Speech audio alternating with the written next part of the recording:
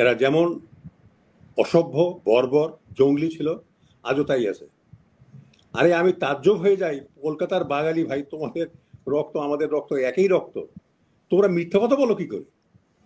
একটা তো আছে ওই যে রিপাবলিক টিভি নাকি, এটা ওই মলম বিক্রি করার মতন দৌড়োদৌড়ি করে চারিদিকে, হুম দৌড়দৌড়ি করে কথা বলছে। আরে দাদারা, তোমাদেরকে তো আমরা চিনি।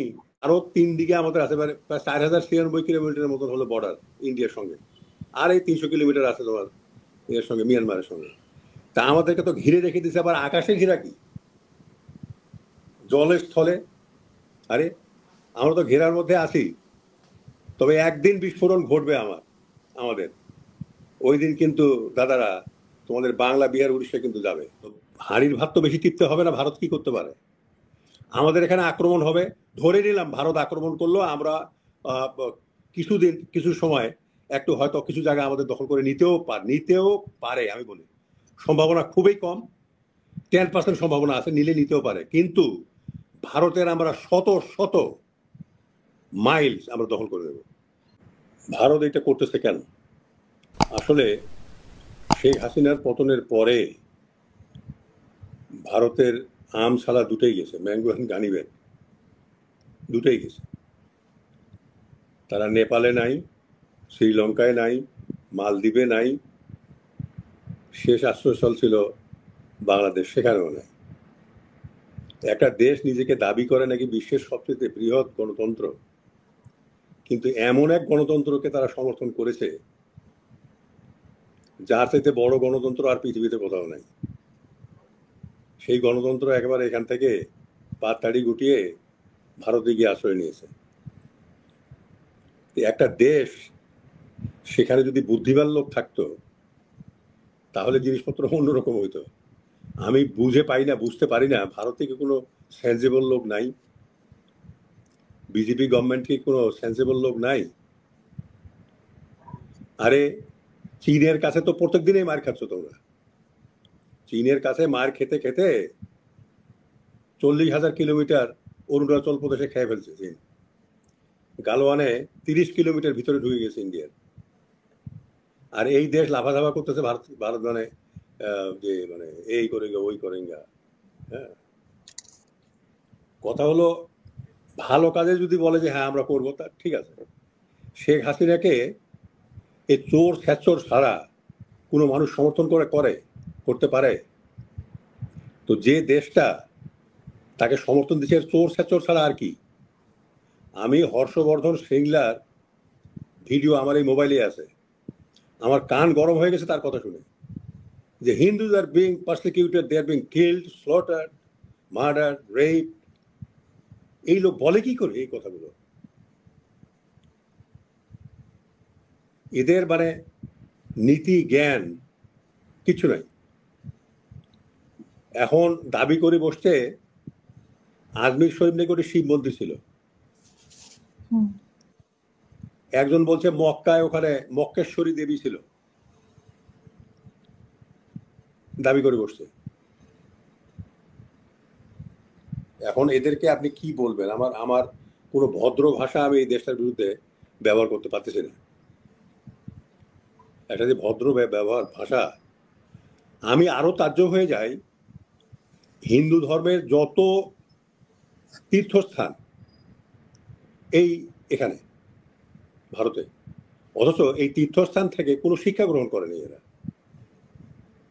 এরা যেমন অসভ্য, বর্বর, জঙ্গলি ছিল, আজও তাই আছে। আরে আমি তাজ্জব হয়ে যাই, কলকাতার বাঙালি ভাই, তোমাদের রক্ত আমাদের রক্ত একই রক্ত, তোমরা মিথ্যা কথা বলো কি করে? একটা তো আছে ওই যে রিপাবলিক টিভি নাকি, এটা ওই মলম বিক্রি করার মতন দৌড়োদৌড়ি করে চারিদিকে, দৌড়দৌড়ি করে কথা বলছে। আরে দাদারা, তোমাদেরকে তো আমরা চিনি। ভাই গেছে বোনের বাড়িতে, 3বার দরজায় টোকা দিছে, দরজা খোলে না। 4বার এবার গিয়ে বলছে দিদি আমি খেয়ে আসছি। বলতে ওটা বলবি তো, ওটা বলবি তো। তারপর দরজা খুলে দিয়েছে। তোদেরকে আমরা চিনি রে ভাই, তোরা একটা খই 3 কামড় দিয়ে খাস। তোদেরকে আমরা চিনি, তোমরা কি আন্দোলন করতে পারো আর কি কাঁচা কলা করতে পারো, সবই আমরা জানি। আমাদের বহু পরিবর্তন হয়ে গেছে। 71-এর মুক্তিযুদ্ধ, তারপরে এইসব এই মানে ক্ষমতাকে টেনে নামা, এরশাদের মতো ইয়েকে, বঙ্গবন্ধুর মতো লোককে উচ্ছেদ করে দেওয়া, শেখ হাসিনাকে উচ্ছেদ করে দেওয়া, 2000 মানুষ প্রাণ দিল, আবু সাইদের মতো মানুষ গুলির সামনে দাঁড়িয়ে বুক খুলে আছে। তো তোমাদেরকে আক্কেল হয় না, দেখতে পাও না যে ভারতে এখানে কি পরিবর্তন হয়েছে? আমরা কলকাতার ওই রবীন্দ্রনাথের বাঙালি না রে ভাই। আমাদের এখানকে হিন্দু মুসলমান আমাদের মুক্তি হয়ে গেছে, আমরা মুক্তি পাইছি। ভয়, শঙ্কা, ডর এগুলো থেকে আমরা মুক্তি পেয়ে গেছি। আমাদের ওগুলো নাই। আমাদের হিন্দু ভাই বোনরা আছে এখানে সবাই। আমাদের মুসলমান কিছু আছে কুলঙ্গার, যারা রয়ের এজেন্ট, কিছু হিন্দুদের মধ্যে আছে রয়ের এজেন্ট। এরাই এই মূর্তি টুর্তিগুলো ভাঙে, এই করে ওই করে গন্ডগোল করে। বাট তারা তো বলছে যে এখানে হিন্দু নির্যাতন হচ্ছে, হিন্দু। হ্যাঁ, ওইটা তো ওইটা একটা ইস্যু। তার আগে তো আমাদেরকে 3টে দেশকে তো সংখ্যালঘু নির্যাতনকারী দেশ হিসেবে ভারতেই চিহ্নিত করেছে। বাংলাদেশ, পাকিস্তান, আফগানিস্তান, ভারতে করছে না? তো এইটা তো স্বাভাবিক। আপনি বলেন, কাঁটাতারের বেড়া কি আমরা দিছি ভারতের সীমান্তে? বলেন, কে দিছি? ভারত দিছি। আচ্ছা, তো ভারত 3 দিকে আমাদের আছে, প্রায় 4096 কিলোমিটারের মতন হলো বর্ডার ইন্ডিয়ার সঙ্গে। আর এই 300 কিলোমিটার আছে তোমার এর সঙ্গে, মিয়ানমারের সঙ্গে। তা আমাদেরকে তো ঘিরে রেখে দিছে। আবার আকাশে ঘিরা কি, জলে স্থলে? আরে আমরা তো ঘেরার মধ্যে আছি। তবে একদিন বিস্ফোরণ ঘটবে আমাদের। ওই দিন কিন্তু দাদারা তোমাদের বাংলা, বিহার, উড়িষ্যা কিন্তু যাবে। ওটা ওটা ওটা ওটা কেড়ে নেব ভারতের কাছ থেকে। 1757 খ্রিস্টাব্দে যখন ইংরেজরা ক্ষমতা দখল করে, নবাব সিরাজউদ্দৌলাকে হত্যা করে, ওটা আমাদের ছিল। 47-এ যখন দেশ ভাগ হয়, আমাদের ঐতিহাসিক দাবি ছিল যে ওটা আমরা ফেরত পাবো, পাই নাই। ভারতের ভিতরে যেগুলো আছে এগুলো আমরা ফেরত নেব ইনশাল্লাহ, টুডে অর টুমরো। কিন্তু আমরা তো শক্ত করে কথাই বলতে পারি না, তাহলে আমরা কিভাবে ওদেরকে প্রতিহত করব? এই যে আমি বলতেছি, আমার কথা পছন্দ হয় না? হ্যাঁ, অবশ্যই। কিন্তু আমাদের যে তো তাহলে গভর্নমেন্ট, তাহলে আমাদের যে ও গভর্নমেন্ট গভর্নমেন্ট, দলগুলো, গভর্নমেন্টে গেলে রাজনৈতিক গভর্নমেন্টে দল। গেলে শোনেন, একটা কার্টুন দেখেছিলাম অনেকদিন আগে।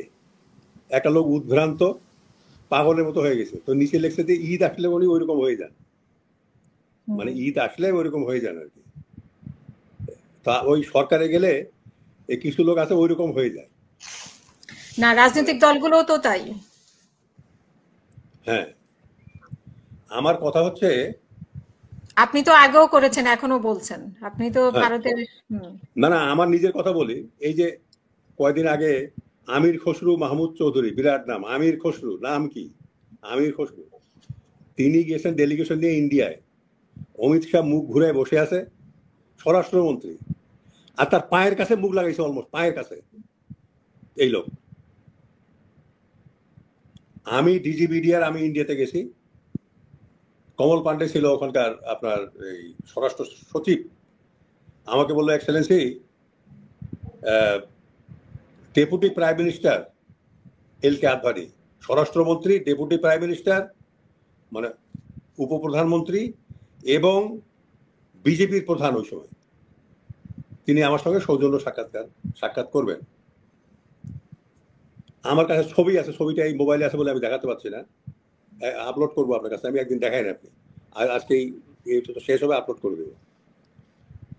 উনি বিরাট এক অফিসের মধ্যে বসে আছেন, ধুতি পরা আর দুধে আলতা মেশানো রং, মানে এইরকম সুন্দর মানুষ, পা ছড়াই দিয়ে বসে আছেন।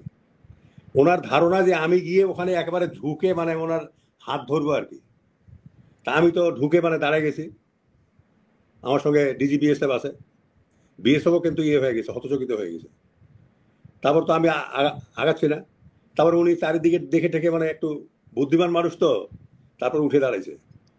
উনি এক পা আগাচ্ছে, আমি এক পা আগাচ্ছে, ঠিক যেখানে গান্ধীর ছবিটা মাঝখানে, ওইখানে হাত মেলেছে। উনিও দাঁড়ায়, আমিও দাঁড়ায়। Difference is this, difference is this. এখন আপনি যদি নিজেকে হেয় করেন, তো আপনাকে সম্মান দিবে কে? আজকে দেখেন, এই সরকার আসার পরে যেইটা বলছে বিজেপিকে যে রুখে দাঁড়াতে হবে বর্ডারে, কই আর সীমান্ত হচ্ছে হয় না, হয় না। তো হাঁড়ির ভাত তো বেশি টিপতে হবে না, ভারত কি করতে পারে? আমাদের এখানে আক্রমণ হবে, ধরে নিলাম ভারত আক্রমণ করলো, আমরা আহ, কিছুদিন কিছু সময় একটু হয়তো কিছু জায়গা আমাদের দখল করে নিতেও পারে, আমি বলি সম্ভাবনা খুবই কম, 10% সম্ভাবনা আছে, নিলে নিতেও পারে, কিন্তু ভারতের আমরা শত শত মাইল আমরা দখল করে দেবো।